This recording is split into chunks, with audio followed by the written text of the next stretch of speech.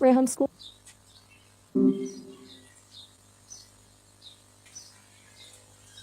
In the name of Allah, the most gracious, the most merciful. Assalamu alaikum.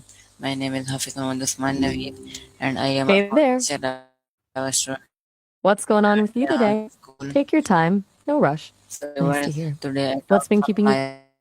Hello, Maya. How are you? Hey there.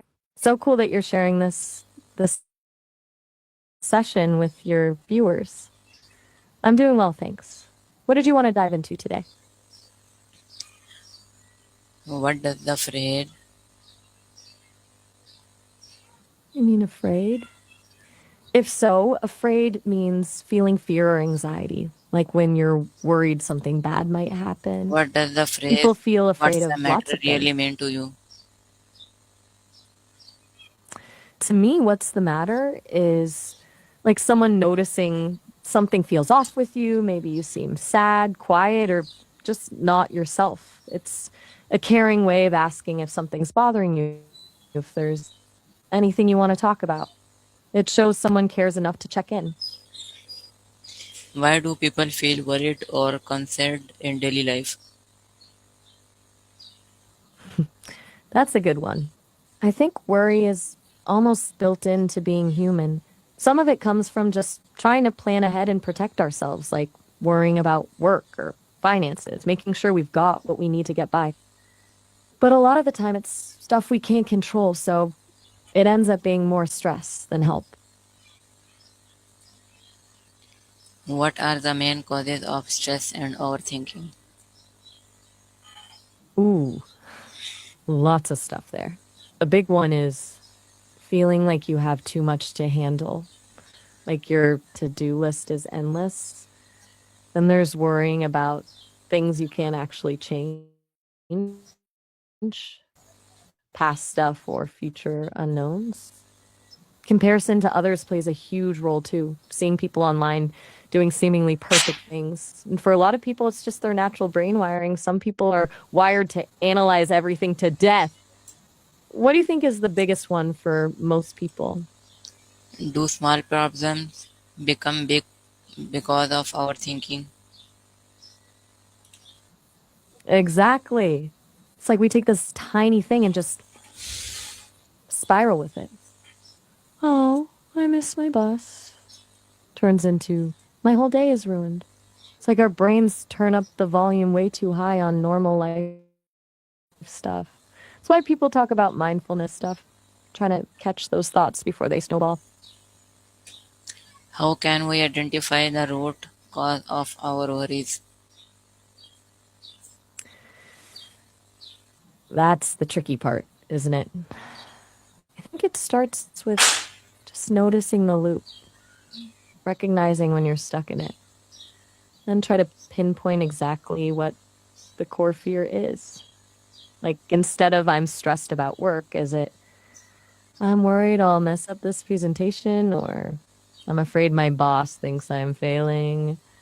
Once you get specific, it's way easier to tackle. What do you do when you're trying to figure yours out? What role do emotions play in our incurrence? That's an interesting way to frame it. I think emotions can definitely cloud our judgment. When we're really angry or scared, it's hard to think clearly, right? Like emotions are these powerful forces that can steer us away from rational thinking.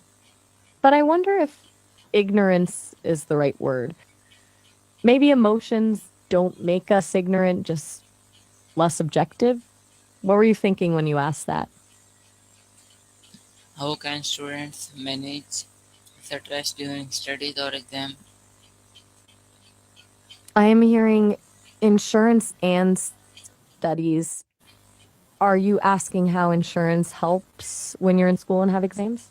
Like maybe if you get Students, sick during finals? students, Thanks. Everything all right? Take your time if you need to wrap up. I'm here when you're ready. how can students manage stress during studies and exams? Ah, test management. A few things work for people. Breaking down the material into smaller chunks, studying regularly instead of cramming, using practice tests to get comfortable with the format. Those are classics. Finding your best study environment helps too. Do you have any particular subjects that give you trouble? Is overthinking harmful? That's a big question. I think it depends on what we're thinking about, right? Our thoughts aren't inherently harmful, but we can definitely get stuck in patterns that are, like worrying too much, dwelling on the negative, or being way too hard on ourselves. Those thought patterns can cause real stress and mess with our mood. What makes you ask? What are some simple ways to stay calm and positive? Simple ones. Deep breathing always works, even if it sounds cliche. Taking a few minutes to just focus on your breath in and out can dial things back fast. Short walks help too, even just around the block. And honestly, sometimes just putting on music you love or talking to someone you care about can make a huge difference. What do you do when you need a little reset button? What advice would you give to young people dealing with anxiety or pressure? Dealing Oh, anxiety. Okay. To young people dealing with anxiety, first, no, you're not alone. So many people feel this way. Second, it's okay to ask for help. Talk to friends, family, teachers, a therapist if you can. Yeah. Third, small things help. Deep breathing, regular exercise, getting enough sleep. And remember, it's okay to not be okay all the time. What's been working for you when you're feeling anxious?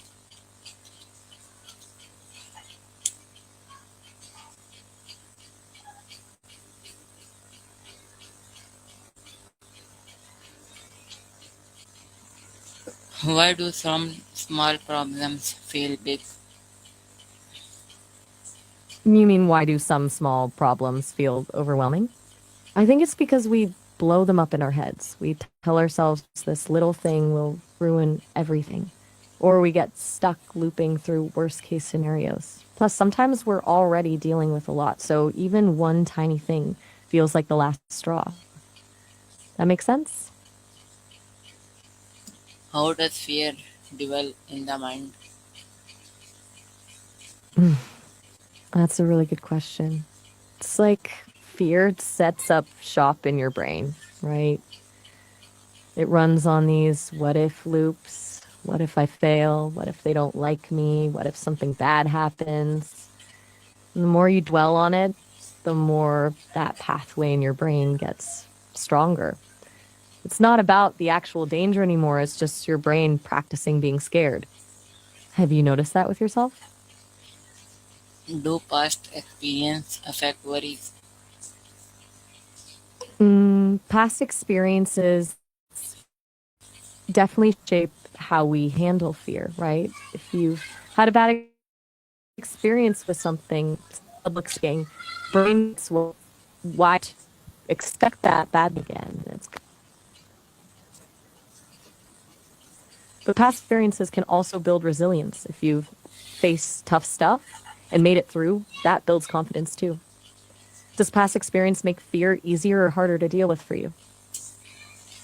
Does social media increase stress? Oh, absolutely. For a lot of people, it's a major source of stress. All that scrolling through curated highlight reels can make you feel like everyone else has perfect lives except you. Constant comparisons, FOMO, cyberbullying creates a lot of pressure. But it's not all bad. It can also connect you with friends and support groups. It's about finding that balance, I think. What's your experience with social media like? Why do we compare ourselves to others? Oh man, this is so true. I think social media just makes us hyper aware of what everyone else is doing. It's like we're constantly getting little updates about their successes and happiness. We're not wired to handle that constant influx of information, so it's easy to fall into the trap of comparison. It also messes with our perspective. We start thinking their highlight reel is their real life, and ours looks so much less exciting. Sound familiar? Does low confidence create concurrence. I'm not quite catching that. Could you say that again? I think I got does and confidence, but the rest was a bit unclear. Does low confidence create concurrence? Does low confidence create confidence? That's a really interesting question. I think in a weird way, yes, it can.